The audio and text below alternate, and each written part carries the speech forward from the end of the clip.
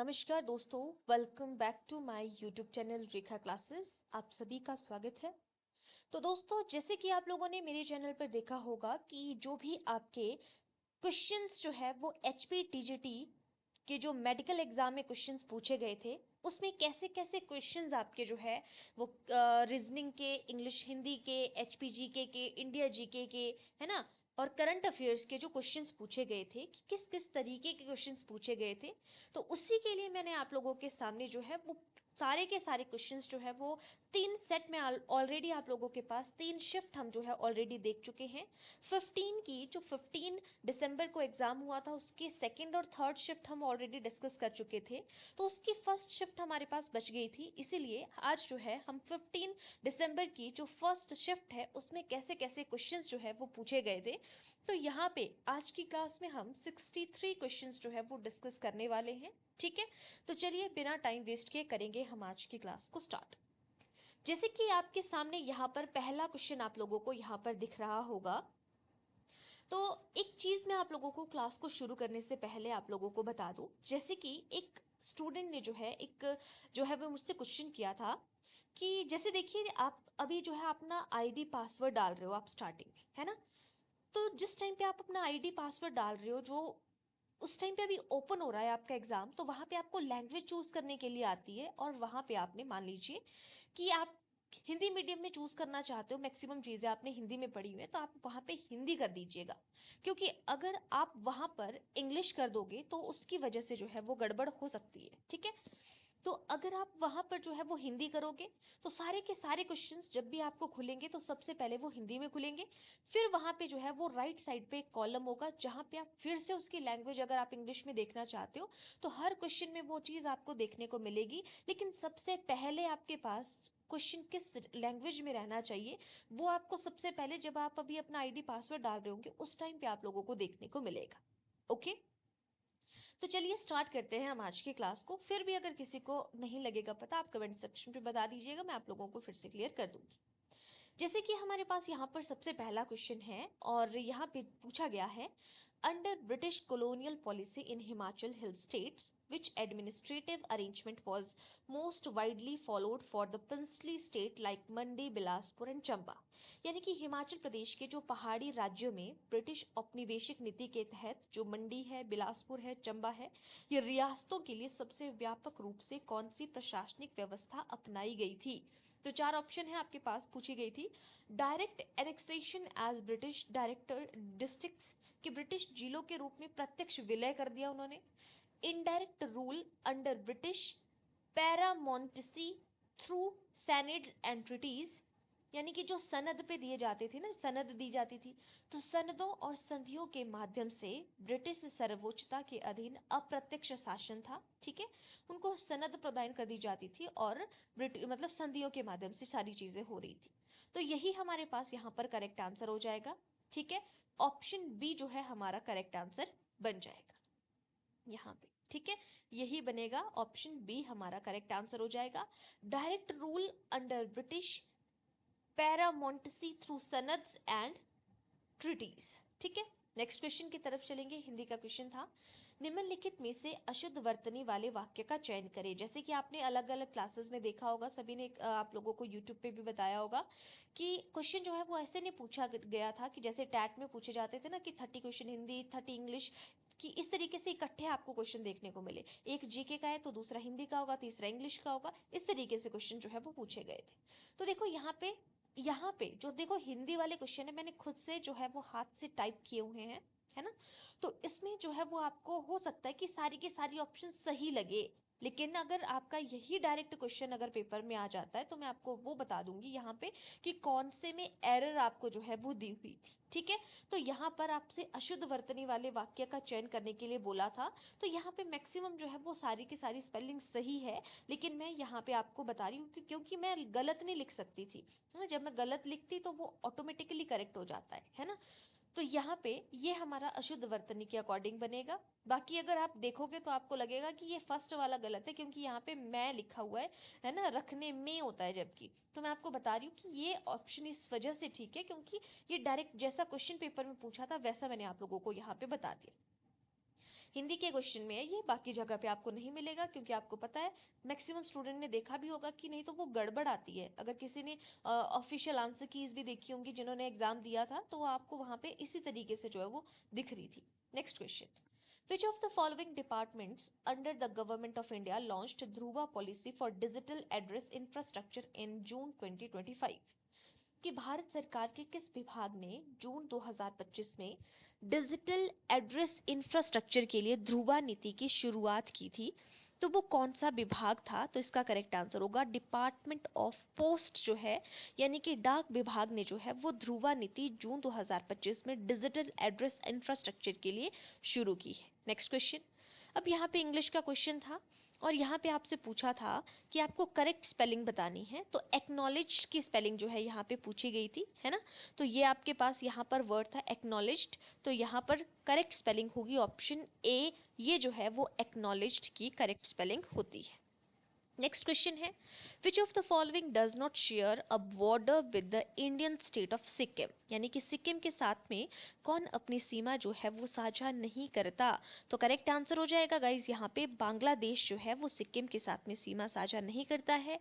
नेपाल, भूटान, तिब्बत, जिसे हम चाइना कहते हैं, ये इसके साथ में सीमा शेयर करता है। नेक्स्ट क्वेश्चन, नाक में नकेल डालना, ये मुहावरा है आपके पास यहाँ पे, नाक में नकेल डालना। इस मुहावरे का जो है वो अर्थ क्या है? नाक में नकेल डालना, बोलते ना उसने तो उसकी नाक में नकेल डाल के रखी है, यानी कि पूरी तरह से कंट्रोल में, वश में करना करेक्ट आंसर हो जाएगा। नेक्स्ट है, अगेन आपसे अशुद्ध वर्तनी पूछा था कि गलत कहाँ पर है, ठीक है। तो मैं आपको यहाँ पे डायरेक्ट इसका आंसर बता रही हूँ, गलत सही हम यहाँ पे नहीं देखेंगे क्योंकि ये खुद से टाइप किए गए क्वेश्चंस हैं, तो यहाँ पे आपको गलती बहुत कम देखने को मिलेगी। हो सकता है किसी और ऑप्शन में आपको गलती दिख जाए बेशक, ठीक है, लेकिन हमने जो आपको पेपर में दिया गया क्वेश्चन था उसके अकॉर्डिंग मैंने आपको बता दिया। पुस्तकालय ज्ञान का खजाना होता है जो सभी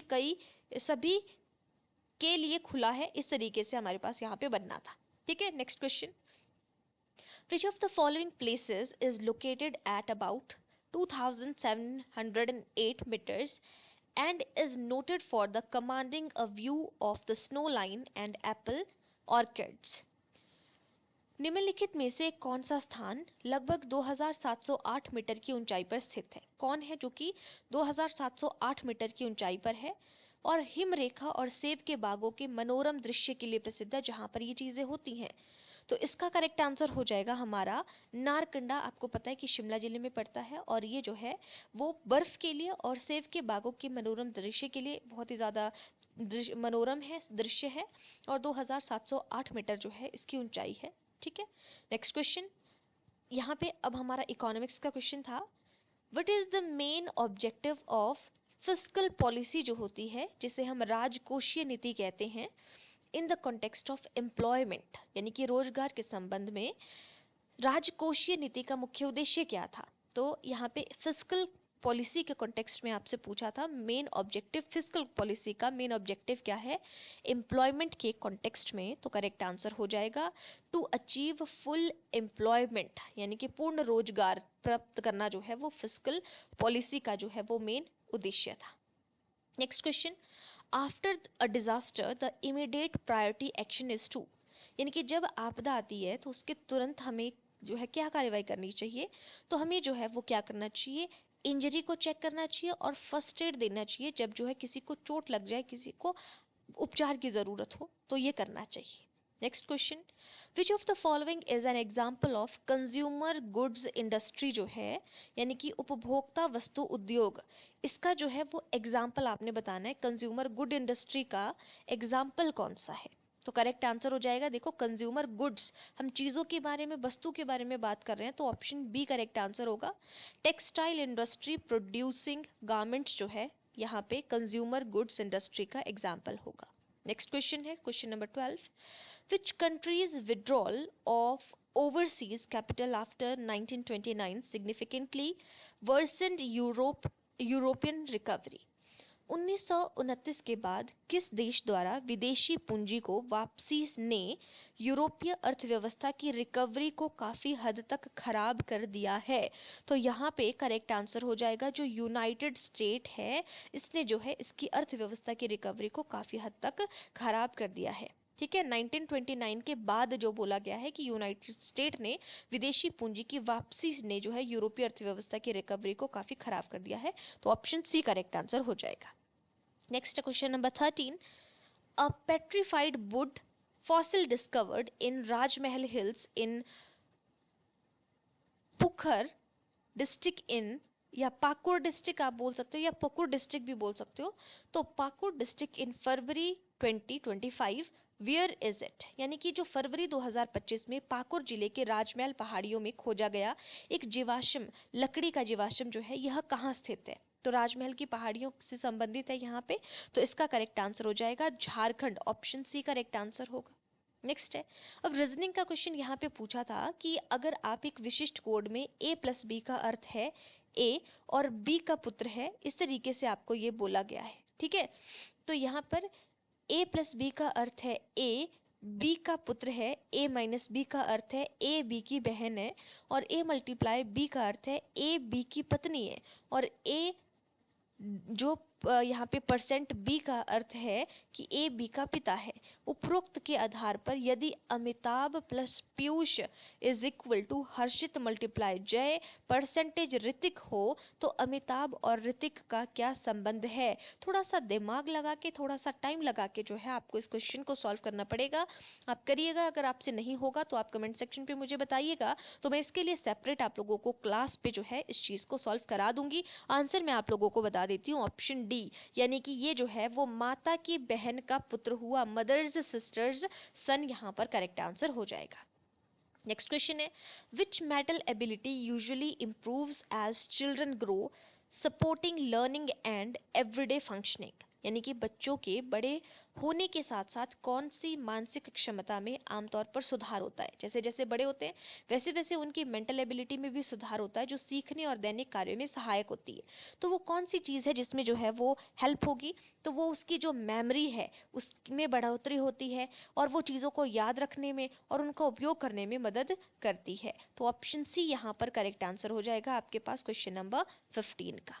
नेक्स्ट क्वेश्चन है, अब आपके पास अरेंज करने के लिए यहाँ पे जो है अल्फ़ाबेटिकली ऑर्डर में चीज़ें दी हैं।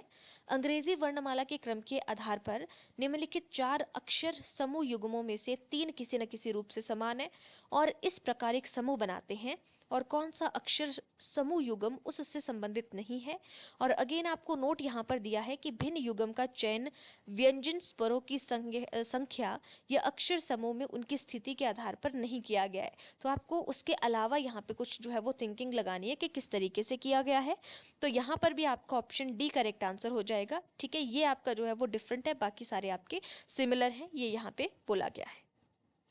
नेक्स्ट क्वेश्चन है आपके पास 17, अगेन यहाँ पर रीजनिंग का क्वेश्चन है कि E S Z A Q W और एक्स और डब्ल्यू एक गोलाकार मेज में बैठे हैं। ठीक है, यहाँ पे ये बोला गया है गोलाकार मेज पे बैठे हैं कि, और कहाँ की ओर उन्होंने जो है वो मुख किया है, केंद्र की ओर मुख करके बैठे हैं।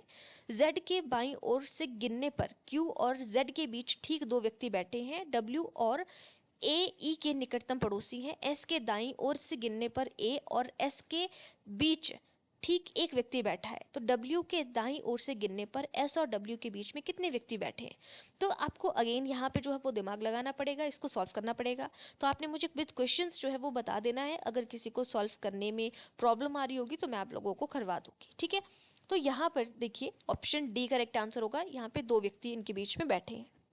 नेक्स्ट है, which of the following district marks the eastern most extent of Himachal Pradesh, कि निम्नलिखित में से कौन सा जिला हिमाचल प्रदेश की सबसे पूर्वी सीमा को दर्शाता है। तो करेक्ट आंसर होगा हमारा जो किन्नौर जिला है वो सबसे पूर्व में है, आपका सबसे पूर्वी सीमा को दर्शाता है किन्नौर। इन 4 ऑप्शंस के अकॉर्डिंग हम बात करें, क्योंकि जो चंबा है वो तो हमारा जो है वो वेस्ट साइड को है ना, तो ईस्ट साइड को हमारा जो है वो किन्नौर है। नेक्स्ट है, for a first order reaction, ये जो है आपका केमिस्ट्री का क्वेश्चन है, बट मैं यहाँ पे फिर भी आप लोगों को इसका आंसर बता देती हूँ, जो कोई स्टूडेंट होगा तो वो देख लेगा। 400 एस यहाँ पर करेक्ट आंसर होगा। नेक्स्ट क्वेश्चन है, निम्नलिखित वाक्य के रिक्त स्थानों में कारक चिन्हों का प्रयोग करना है। वे लोग अपने बलबूते डैश खड़े होते हैं वे जीवन डैश सफल होते हैं, ऐसे ये क्वेश्चन था, ठीक है। तो इसका करेक्ट आंसर होगा आपका ऑप्शन बी, कि वे लोग अपने बलबूते पर खड़े होते हैं, जो लोग अपने बलबूते पर खड़े होते हैं वे जीवन में सफल होते हैं, इसलिए ऑप्शन बी करेक्ट आंसर होगा। नेक्स्ट क्वेश्चन, यहाँ पे नेक्स्ट क्वेश्चन में पूछा है, how does ICT support professional development. जो आपकी प्रोफेशनल डेवलपमेंट है ना, वो व्यवसाय से संबंधित जो डेवलपमेंट है, आईसीटी उसको कैसे सपोर्ट करता है, ये यहाँ पे बोला गया है। तो यहाँ पे बाय रिड्यूसिंग लर्निंग अपॉर्चुनिटी, अगर वो लर्निंग अपॉर्चुनिटी को, सीखने की अपॉर्चुनिटी को कम कर देता है तब वो आईसीटी सपोर्ट करेगा, नहीं। By providing access to online training resources and courses, जो भी हमारे ऑनलाइन रिसोर्सेज है, संसाधन है, कोर्सेज हैं, उन तक हमारी पहुंच को बढ़ाता है। By limited access to information, limit कर देता है यानी कि कम कर देता है। By replacing all face to face interactions, जो है उनको रिप्लेस कर देता है। तो करेक्ट आंसर यहाँ पर क्या हो जाएगा, ऑप्शन बी सही है कि उनकी पहुंच को बढ़ाता है, ठीक है, जो इंफॉर्मेशन कम्युनिकेशन एंड टेक्नोलॉजी हम इसे कहते हैं। नेक्स्ट क्वेश्चन है, select the option that can be used as one word substitute, बोला गया है यहाँ पे, for the given group of words. A person who dislikes humankind, एक व्यक्ति जो कि मानवता को पसंद नहीं करता है उसे क्या कहेंगे, मिसेंथ्रोप कहा जाता है, जो कि ह्यूमन काइंड यानी कि मानवता को पसंद नहीं करता है, ठीक है। Next question, Ishwar Chandra Vidyasagar was a part of which larger social movement. हमारा एक लार्जर सामाजिक आंदोलन था, व्यापक सामाजिक आंदोलन, तो उसमें जो आपके ईश्वर चंद्र विद्यासागर है वो किस आंदोलन का जो है वो पार्ट थे, तो वो थे जो आपका बंगाल रिनाइंस हुआ था, यानी कि बंगाल पुनर्जागरण के पार्ट थे। नेक्स्ट है, यहाँ पे अप्रोप्रिएट ऑप्शन चूज करने के लिए बोला है, he waited for dash are before his flight was called, ठीक है। तो यहाँ पे आपसे आर्टिकल के अकॉर्डिंग पूछा है, तो आर हमारे पास है, यानी कि यहाँ पे ये स्वर का साउंड दे रहा है, तो हमें पता है अगर ये स्वर का साउंड आ रहा है तो एन, अगर व्यंजन का साउंड आ रहा होता तो हम ए लगाते। तो प्रोनाउंसिएशन आपकी सही होनी चाहिए, फिर आप स्वर और व्यंजन का हिंदी के अकॉर्डिंग आप कॉन्सेप्ट यहाँ पे लगा सकते हो, और डेफिनेट चीज़ों के लिए आपको पता है कि द यूज किया जाता है। नेक्स्ट क्वेश्चन है करंट का, according to the economic survey 2024-5 tabled in the Himachal Pradesh Legislative Assembly, by what percentage did the state's per capita income grow in 2024 to 25 compared to 2023 to 24। 2023 से 24 के बीच में comparison हम यहाँ पर देख रहे हैं कि हिमाचल प्रदेश विधानसभा में जो आर्थिक सर्वेक्षण 2024-25 के अनुसार 2023-24 की तुलना में 24-25 में राज्य की जो पीसीआई है, प्रति व्यक्ति आय है, वो कितने प्रतिशत की वृद्धि हुई है। तो यहाँ पर करेक्ट आंसर हो जाएगा 9.6% जो है वो वृद्धि हुई है। नेक्स्ट है, which international goal specifically targets gender equality and women's empowerment. कौन सा अंतर्राष्ट्रीय लक्ष्य विशेष रूप से लैंगिक समानता और महिला सशक्तिकरण को लक्षित करता है, तो ऑप्शन बी SDG 5 जो है वो इस चीज को जो है वो क्या करता है, लक्षित करता है। नेक्स्ट है, अ की policy expectation for inclusive schooling is the, यानी कि समावेशी शिक्षा के लिए एक प्रमुख नीतिगत अपेक्षा यह है, एक्सपेक्टेशन क्या है ये पूछा है यहाँ पे। Mandate separate करिकुला for learners with different functional profiles, की अलग अलग प्रोफाइल वाले विद्यार्थियों के लिए अलग अलग पाठ्यक्रम बनाया जाएगा, ऐसा बोला गया है। नहीं, ऐसा नहीं होता है। क्या एक्सपेक्टेशन लगाई जा सकती है, तो नॉर्मल सी बात है कि उनको एक साथ में उनकी पहुंच का ध्यान रखना, उन्हें मेन स्ट्रीम के साथ में जो है वो जोड़ के रखना और उनको इंटीग्रेट करना।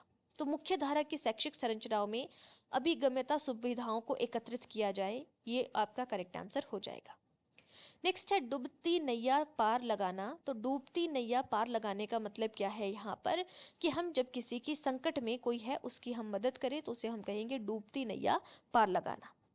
नेक्स्ट क्वेश्चन है 29 number question, in the given sentence the underline segment is a proverb and it may have an error, और उसमें एरर है, तो आपके पास यहाँ पे आपको बताना है कि अगर कोई एरर नहीं होगा तो आपने वहाँ पे नो रेक्टिफिकेशन आप बोल सकते हो। क्वेश्चन है आपके पास यहाँ पर, before investing all his services, इस तरीके से आपके पास ये क्वेश्चन है, ठीक है। तो यहाँ पर ये जो आपका नेवर ट्रस्ट वाला पॉइंट है ना, यहाँ पर मैं उसी को यहाँ पे अंडरलाइन करती हूँ। तो इस चीज को यहाँ पे इन्होंने अंडरलाइन किया है, never test the depth of water with both hands, इसको इन्होंने अंडरलाइन किया था। आपको बताना है कि यहाँ पर क्या ये सही है या इसकी जगह पर कुछ और होना चाहिए था। तो इसका करेक्ट आंसर होगा आपका ऑप्शन सी करेक्ट आंसर होगा। Never test the depth of water with both feets जो है करेक्ट आंसर होगा। ठीक है, नेक्स्ट क्वेश्चन की तरफ चलते हैं। What indicates effective teaching? आपकी प्रभावी शिक्षण के क्या संकेत है? कौन सी टीचिंग को हम प्रभावी कहते हैं, जिसमें बच्चे जो है वो बहुत अच्छे तरीके से एंगेज हो, learner show active engagement and derive satisfaction from task, यहाँ पर करेक्ट आंसर हो जाएगा, जो सक्रिय रूप से भाग लेते हैं। नेक्स्ट क्वेश्चन है, the right to education act 2009 में आया है आपका RT act, was enacted to implement with constitution provision. कौन से कॉन्स्टिट्यूशन प्रोविजन में के अकॉर्डिंग जो है ये लागू किया गया था? तो करेक्ट आंसर हो जाएगा आपका ऑप्शन बी, आर्टिकल 21A के तहत जो है ये लागू किया गया था। नेक्स्ट है, अब यहाँ पे बोला है each vowel in the word council is changed to the letter immediately. मैं हिंदी में इसको बताती हूँ ताकि जल्दी हो जाए। शब्द काउंसिल में प्रत्येक स्वर को अंग्रेजी वर्णमाला क्रम में उसके ठीक बाद वाले अक्षर से, यानी कि इसको सी के बाद डी कर दो, ओ के बाद ऐसे आगे कर दो, और प्रत्येक व्यंजन को अंग्रेजी वर्णमाला क्रम में उसके ठीक पहले कर दो। तो जैसे ये व्यंजन है ना, यानी कि ये सी है, सी को बी बना दो, ओ हमारा वॉबल है तो इसको क्या आता है ओ के बाद, जैसे एम एन ओ तो ओ के बाद पी आया तो पी कर दो। यानी कि वो आपने वॉबल को आगे बढ़ाना है और कॉन्सोनेंट को पीछे करना है, ये बोला है। इस प्रकार बने अक्षरों के नए समूह में दाईं ओर से आपको, यहाँ से दाईं ओर से आपको बताना है कि चौथा अक्षर निम्नलिखित में से कौन सा होगा। तो इसका जो करेक्ट आंसर हो जाएगा गाइस, वो हो जाएगा आपका ऑप्शन ए, यानी कि एम करेक्ट आंसर हो जाएगा। ठीक है, नेक्स्ट क्वेश्चन पे चलते हैं। नेक्स्ट है 33 question. What is the normal term of Himachal Pradesh Legislative Assembly unless sooner dissolved? Himachal Pradesh विधानसभा का सामान्य कार्यकाल क्या है? विधानसभा के बारे में बात हो रही है, उसका सामान्य कार्यकाल क्या है जब तक कि इसे भंग न कर दिया जाए। तो विधानसभा जो है वो राज्य में काम करती है, ठीक है, और जो आपकी लोकसभा और राज्यसभा है वो सेंटर में काम करती है। तो जो विधानसभा है वो लोकसभा की तरह काम करती है, ठीक है। तो इसका करेक्ट आंसर हो जाएगा, जैसे लोकसभा 5 साल के लिए होती है वैसे ही विधानसभा भी 5 साल के लिए होती है, जब तक इसे भंग न कर दिया जाए। तो लोकसभा भंग हो सकती है और विधानसभा भी भंग हो सकती है, लेकिन 5 साल के बारे में टाइम पीरियड यहाँ पे आता है। ठीक है, इटिमोलॉजी पूछा गया है यहाँ पे कि इसका जो है वो जिससे उत्पत्ति होती है ना, व्युत्पत्तिगत अर्थ क्या है आपका, फिलॉसफी का मीनिंग क्या है? तो फिलॉसफी का मतलब है लव ऑफ विजडम, यानी कि ज्ञान प्रेम हम जिसे कहते हैं। नेक्स्ट क्वेश्चन है हिंदी का, पर्यायवाची कौन सा नहीं है ये पूछा है। तो सृष्टि ने कई प्रकार की मिठाई बनाई, ये कई का आपसे यहाँ पे पर्यायवाची पूछा गया है। तो यहाँ पर ऑप्शन डी करेक्ट आंसर होगा, कर्कश होगा, क्योंकि विविध को भी कई कहते हैं, अनेक को भी कई कहते हैं, नाना प्रकार को भी हम कई कहते हैं। ठीक है, नेक्स्ट है आपके पास साइकोलॉजी का question. In curriculum development, which characteristics most accurately differentiated the problem-centered approach from both subject-centered and learner-centered approaches? कि हमारी जो विषय केंद्रित और जो छात्र केंद्रित दृष्टिकोण में सबसे सटीक रूप से अलग करती है, कौन सी आपकी ऐसी विशेषता है? तो इसका जो करेक्ट आंसर हो जाएगा guys, it frames content selection through societal concern to engage learner in resolving real world issue। जो हमारे रियल वर्ल्ड में संबंधित जो भी प्रॉब्लम्स हैं उसको सॉल्व करने के लिए उसमें बच्चे को एंगेज करना, सोसाइटल कंसर्न से संबंधित हो, ऐसी चीज़ों को यहाँ पे डाला गया है। ठीक है, यह शिक्षार्थियों को वास्तविक दुनिया की समस्याओं को हल करने में, संलग्न करने में सामाजिक सरोकारों के माध्यम से विषय वस्तु चयन को निर्धारित करती है। नेक्स्ट क्वेश्चन है, select the most appropriate antonym. आपको बताना है कि इलिसिट का एंटोनिम जो है, यानी कि उल्टा जो है वो कौन है। तो ऑप्शन ए करेक्ट आंसर हो जाएगा, यहाँ पे लॉफुल हमारा करेक्ट आंसर बन जाएगा। ठीक है, नेक्स्ट क्वेश्चन की तरफ चलते हैं। नेक्स्ट क्वेश्चन है हमारा यहाँ पे क्वेश्चन नंबर 38। अगर आपके पास यहाँ पे एक नंबर दिया हुआ है, ठीक है, यदि संख्या 32, 56 और 741 के प्रत्येक विषम अंक में एक जोड़ दिया जाए, जैसे 3 है इसमें एक जोड़ दिया 4 बन गया, 5 है तो 6 हो गया, 7 है तो 8 हो गया, 1 है तो 2 हो गया, और प्रत्येक सम में 2 घटा दें हम, जैसे 2 में से 2 घटाया 0 हो गया, 6 में से 2 घटाया 4 हो गया, 4 में से 2 घटाया 2 हो गया। तो इस प्रकार बनी नई संख्या में कितने अंक एक से अधिक बार दिखाई देंगे? तो कौन है जो एक से अधिक बार कितने दिखाई देंगे? तो करेक्ट आंसर हो जाएगा यहाँ पे 2, ऑप्शन ए करेक्ट आंसर हो जाएगा। नेक्स्ट है 39। द अटल टनल आपको पता है कि ये जो है वो कुल्लू डिस्ट्रिक्ट में यानी कि मनाली में बनी है, सिशु के पास। तो the Atal tunnel reduce the road distance by how many kilometres between Manali and Leh. Atal सुरंग मनाली और लेह के बीच सड़क मार्ग की दूरी को कितने किलोमीटर कम करती है? तो ये 46 किलोमीटर का डिस्टेंस को कम करती है। नेक्स्ट है, what is one method that educators can use to critically reflect on curricular processes. पाठ्यचर्या प्रक्रियाओं पर आलोचनात्मक चिंतन करने के लिए शिक्षक कौन सी विधि अपना सकते हैं? अगर उनको जो है वो क्रिटिकल रिफ्लेक्ट करना है और करिकुलम प्रोसेसेस में, तो आलोचनात्मक चिंतन करने के लिए कौन सी विधि जो है वो अपना सकते हैं? तो इसमें जो है वो करेक्ट आंसर होगा peer observation, option A correct answer होगा। और डिस्कशन कर सकते हैं अगर क्रिटिकली रिफ्लेक्ट करना है या क्रिटिकल चिंतन को या क्रिटिकल थिंकिंग को डेवलप करना है।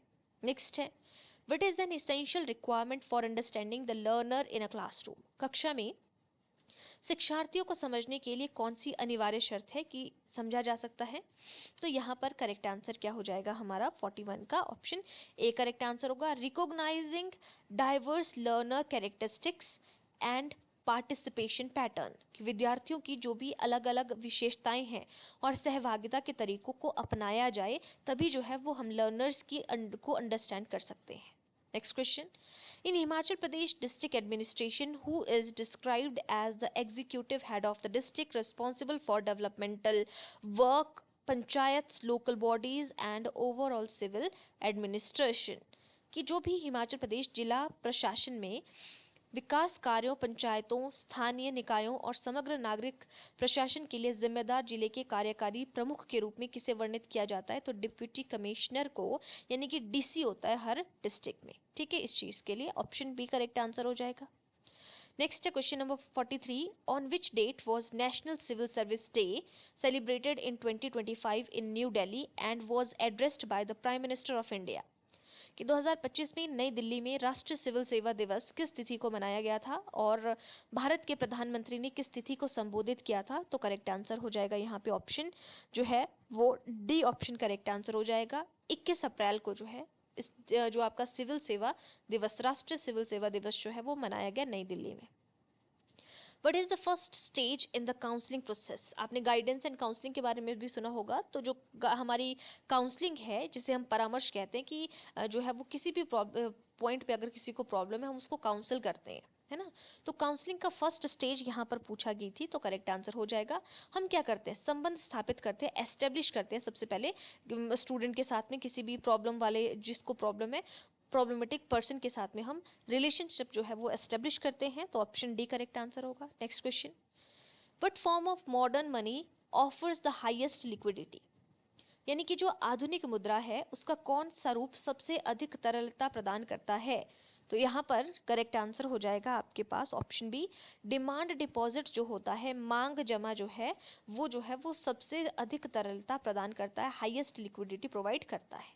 नेक्स्ट क्वेश्चन है, Which of the following institutes launched निवाहिका in August 2024? ये पूछा है आपके पास। यहाँ पे मैं इसी क्वेश्चन को दिखाती हूँ कि निम्नलिखित में से किस संस्थान ने अगस्त 2024 में निवाहिका नामक अत्याधुनिक वेब पोर्टल का शुभारंभ किया, जिससे संस्थान द्वारा डेटा के जो भी प्रबंधन है, रिपोर्टिंग के तरीके में क्रांतिकारी परिवर्तन आने की उम्मीद है? तो करेक्ट आंसर हो जाएगा ये राष्ट्रीय प्रौद्योगिक संस्थान जो कालीकट है, उन्होंने निवाहिका का जो है 2024 में जो है शुभारंभ किया था।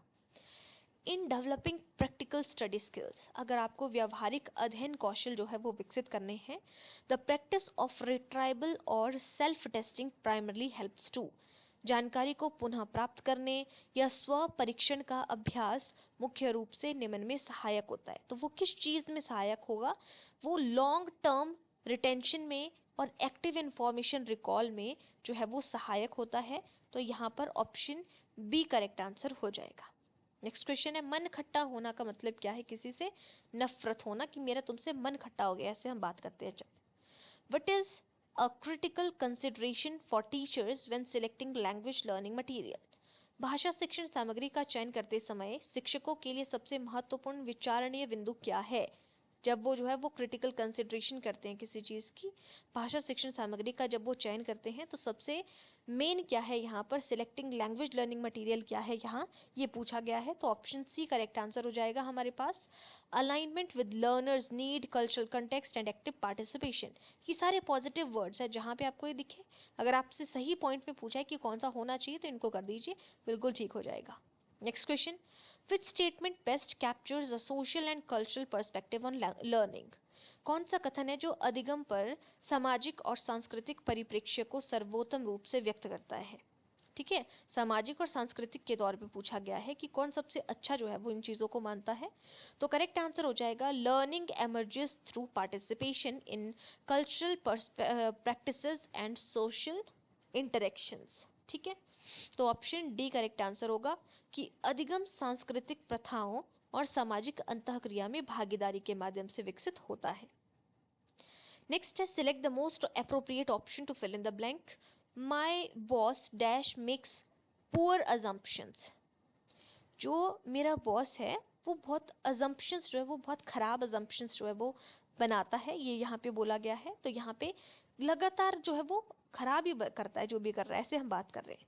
तो my boss consistently makes poor assumptions correct answer हो जाएगा। मिंजर मेला के बारे में आपको पता है कि चंबा में मनाया जाता है। ठीक है, तो यही पूछा था। A major cultural fair symbolised by maize and paddy tassels, Minjar is primarily celebrated in which place in Himachal Pradesh, कि जो मक्का और धान की जो बालियों द्वारा जो है यहाँ पे ये पूछा है, प्रतीकित एक सांस्कृतिक मेला मिंजर मेला मुख्य रूप से हिमाचल प्रदेश के किस स्थान पर मनाया जाता है, तो वो चंबा में मनाया जाता है। Next question, what is the key role of a teacher in understanding the self, खुद को समझना है अगर किसी को, तो उसमें टीचर का क्या रोल है, टीचर क्या करेगा उसमें, तो वो बच्चे को जो है वो एनकरेज करने की कोशिश करेगा। बच्चा जो है उसको फैसिलिटी प्रोवाइड करेगा कि वो अपने आप जो है वो अवेयर हो जाए, है ना। तो यहाँ पे to facilitate self awareness and personal growth in students, इस चीज़ में हेल्प करेगा। छात्रों में जागरूकता और व्यक्तिगत विकास को बढ़ावा देने में वो हेल्प करेगा। नेक्स्ट है, बेटुला यूटिलिस हिमालयन या birch use traditionally for manuscript writing is found in which zone of Himachal Pradesh, कि जो बेटुला यूटिलिस हिमाचली जो हिमालयी वर्च है, जिसका उपयोग परंपरागत रूप से हम लिखने के लिए करते हैं, हिमाचल प्रदेश के किस स्थान में पाया जाता है, ये हिमालयन बर्च जो है ये पूछा है। तो ये सब अल्पाइन जोन में, ऑप्शन ए करेक्ट आंसर होगा, यहाँ पर पाया जाता है उप अल्पाइन क्षेत्र में। नेक्स्ट क्वेश्चन है question number 55, what is the fundamental aspect of planning for inclusive education in school, कि विद्यालयों में समावेशी शिक्षा की योजना बनाने का मूलभूत पहलू क्या है, कि आप यहाँ पे समावेशी शिक्षा की योजना बनाएं तो उसका मूलभूत पहलू क्या है, आपको क्या करना पड़ेगा। सेपरेट जो है देखो गाइज आप यहाँ पे नहीं करोगे, यहाँ पे स्पेशलाइज्ड इंस्टीट्यूशंस की बात नहीं करते हैं, यहाँ पे implement uniform teaching practices for सभी बच्चों को एक प्रकार से टीचिंग करवाई जाए, ये भी नहीं होगा। यहाँ पे सभी बच्चों को हम यहाँ पे involving all stakeholders in decision making processes, निर्णय लेने की प्रक्रियाओं में सभी हितधारकों को शामिल करा जाता है। ऑप्शन ए करेक्ट आंसर होगा। Which sets of environmental conditions is considered ideal for cultivating rice in India, यानी कि भारत में चावल की खेती के लिए कौन सी पर्यावरणीय परिस्थितियां आदर्श मानी जाती हैं, चावल कहाँ पर हो सकता है। तो इसका करेक्ट आंसर होगा टेम्परेचर हाई हो, हाई ह्यूमिडिटी हो, आर्द्रता यानी कि उच्च हो, और बहुत ज़्यादा बारिश हो। तो यहाँ पे ऑप्शन सी करेक्ट आंसर होगा, उच्च तापमान, उच्च आर्द्रता और भरपूर वर्षा। 57 क्वेश्चन में पूछा था, which skill is notably improved by participating in stimulations simulations according to student perceptions, छात्रों की धारणा के अनुसार सिमुलेशन में भाग लेने के लिए किस कौशल में उल्लेखनीय सुधार होता है। आप सिमुलेशन करते हो तो इसमें किस चीज में जो है वो सबसे ज्यादा सुधार होता है, तो करेक्ट आंसर होगा प्रॉब्लम सॉल्विंग में जो है वो यहाँ पर सबसे ज्यादा समस्या समाधान में सुधार होता है सिमुलेशन में भाग लेने से। Next question, which is which of the following is a feature of 73rd amendment, जो है जो 1992 के एक्ट के अंदर हुई है, अमेंडमेंट एक्ट। तो इसमें क्या बोला गया था, भारत इसमें क्या विशेषता थी इस चीज की? तो यहाँ पर करेक्ट आंसर होगा, आपको पता है कि ये पंचायत से संबंधित था, तो local body at village level, इसको हम पंचायत कहते हैं, ये आती है इसके अंदर। और ये 11th जो है हमारे पास है 73rd अमेंडमेंट 1992 की हम बात कर रहे हैं, पंचायत, ये हमारी 11th जो है वो अनुसूची के अंदर आता है। 12 अनुसूचियां हमारी टोटल है। नेक्स्ट क्वेश्चन है, which type of yoga is most focused on precise alignment and the use of props to support physical and biomechanical understanding in teaching physical and life sciences। भौतिक एवं जीव विज्ञान शिक्षण में शारीरिक और जैव यांत्रिक समझ को बढ़ावा देने के लिए सटीक संरेखण और सहायक उपकरणों के उपयोग का सबसे अधिक ध्यान केंद्रित करने वाला योग कौन सा है? अयंगर योग है आपके पास, ऑप्शन सी। नेक्स्ट क्वेश्चन है, निष्ठा प्रोग्राम के बारे में भी देखो, ये सारी चीजें मैंने आप लोगों को जो है वो बताई हुई हैं, स्कीम्स जो है आप लोगों को करवाई थी मैंने। देखो जिनका आगे एग्जाम है ना, नॉन मेडिकल का एग्जाम है या आर्ट्स का एग्जाम है, तो स्टूडेंट्स की ना साइकोलॉजी की क्लासेस के रिगार्डिंग जो है वो आ रही है कि हमें साइकोलॉजी की क्लासेस जो है वो आगे इनके लिए भी करवाया जाए। तो कुछ प्रैक्टिस मैं आप लोगों को और करवाऊंगी गाइस, इसकी टेंशन मत लो, ठीक है? जैसे ये आपका कंप्लीट हो जाता है मैं वो चीज़ आप लोगों को करवाती हूँ, साथ में भी मैं क्लास लाने की कोशिश करती हूँ, बट इसके लिए ना थोड़ा टाइम लगता है, क्योंकि आपको पता है टाइप करना है, आपको आप तक पहुँचानी है चीज़ें, तो टाइम तो जाता है ना। तो बाकी उस चीज़ को मैं आप लोगों को करवाऊंगी, उसमें आप लोगों ने टेंशन नहीं लेनी है। तो जो आर्ट्स और नॉन मेडिकल वाले हैं ना, उनको तो जो क्लासेस आप लोगों को करवाई हैं, आप उन्हीं को देखो, आप लोगों के सिलेबस में वही है, उसके बाहर कुछ नहीं है। बट हाँ, उसके अलावा प्रैक्टिस मैं आप लोगों को और करवाऊंगी, ठीक है? तो यहाँ पे मेन ऑब्जेक्टिव पूछा था कि जो निष्ठा प्रोग्राम है वो किसके लिए, उसका मेन उद्देश्य क्या है, ठीक है? तो यहाँ पर करेक्ट आंसर हो जाएगा आपका, यहाँ provide teachers training and capacity building to improve school education. Nishtha school में जो टीचर हैं और जो स्कूल की एजुकेशन है उसमें इम्प्रूवमेंट के बारे में हम बात करते हैं, टीचर को ट्रेंड किया जाता है निष्ठा प्रोग्राम में।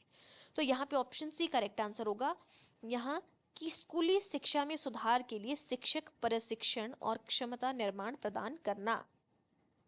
नाटो के समिट के बारे में भी आपने सुना होगा, which city hosted the NATO summit on 24 to 25 June 2025, discussed for bolstering defense spending commitment along member states, not a site। 24-25 जून 2025 को नाटो शिखर सम्मेलन किस शहर में आयोजित किया गया था, जिसमें सदस्य देशों के बीच रक्षा खर्च प्रतिबद्धताओं को मजबूत करने पर चर्चा हुई है? तो यहाँ पर करेक्ट आंसर हो जाएगा आपके पास ऑप्शन सी, हेग नीदरलैंड में जो है ये सम्मेलन हुआ है नाटो का 24-25 जून 2025 को। नेक्स्ट है आपके पास 62 नंबर क्वेश्चन, और आज का सेकंड लास्ट क्वेश्चन, कौन से शिक्षण विधि में चरण दर चरण step by step demonstration and student practice शामिल होती है? किसमें जो है वो कंटिन्यूटी पे जो है वो डेमोन्स्ट्रेशन करता है, प्रैक्टिस करता है? तो करेक्ट आंसर होगा, जो स्कैफोल्डिंग होती है ना, उसमें आपको टेम्परेरी उसको हेल्प कर रहे हो, आप डेमोन्स्ट्रेट कर रहे हो, थोड़ा सा आप उसको हेल्प कर रहे हो, और उसमें स्टूडेंट जो है वो कंटिन्यूटी जो है वो प्रैक्टिस कर रहा है। ऑप्शन डी करेक्ट आंसर होगा। लास्ट क्वेश्चन है, part of the sentence are given below in jumbled order, आपको आगे पीछे दिए हुए हैं। The last part fifth is fixed, ये जो फिफ्थ पार्ट है ये फिक्स है आपके पास, यहाँ पे फिफ्थ का आपका फिफ्थ ही रहेगा। ये बोला जा रहा है यहाँ पे, arrange the other part in the correct order to form a meaningful sentence, आपको मीनिंगफुल सेंटेंस बनाना है। जैसे यहाँ पे डब्ल्यू पार्ट है आपके पास, privilege to be host to the nation of we who were outlaws have today been given the rare not so long ago। और लास्ट पार्ट तो सेम रहेगा, the world's on our own soil. तो यहाँ पर correct answer हो जाएगा आपका option सी, सबसे पहले आएगा आपके पास एक्स, यानी कि वी हु वर आउटलॉज, फिर आएगा नॉट सो लॉन्ग अगो, फिर आएगा have today been given the rare, और उसके बाद आएगा आपके पास privilege to the host to the nation of the world on our own soil, ऐसे बनेगा। तो आपका ऑप्शन सी करेक्ट आंसर हो जाएगा। तो गाइज ये था हमारा जो है आपकी 15 को जो 3 शिफ्ट्स हुई थी उसका तीनों के तीनों मैंने आप लोगों को यहाँ पे बता दिए हैं। और 16 का भी एक शिफ्ट का ऑलरेडी हम डिस्कस कर चुके हैं। टोटल 4 सेट्स मैंने आप लोगों को करवा दिए हैं। जो भी नॉन मेडिकल वाले स्टूडेंट है वो इन सारी चीज़ों को ध्यान पे रखिए, इन सारे क्वेश्चंस को ध्यान पे रखिए। मैंने एक चीज़ और देखी कि जो शिफ्ट में क्वेश्चंस आए थे वो थोड़े से एक एक दूसरे शिफ्ट में कुछ क्वेश्चंस जो है वो रिपीट भी हुए थे। तो आपका तो एग्जाम ही कुछ और है, तो हो सकता है कि आपके शिफ्ट में भी क्वेश्चंस आ जाए और किस तरीके के क्वेश्चंस है ये भी आपको यहाँ से पता चल रहा है। ठीक है। और बाकी जिन लोगों को साइकोलॉजी पढ़नी है, मैंने साइकोलॉजी फॉर ऑल एग्जाम करके प्लेलिस्ट बनाई हुई है यूट्यूब पे, आप उसको वहाँ से देख सकते हो। ठीक है। तो आज के लिए इतना ही, बाकी हम मिलेंगे इसी तरीके से नेक्स्ट सेट में। Thank you.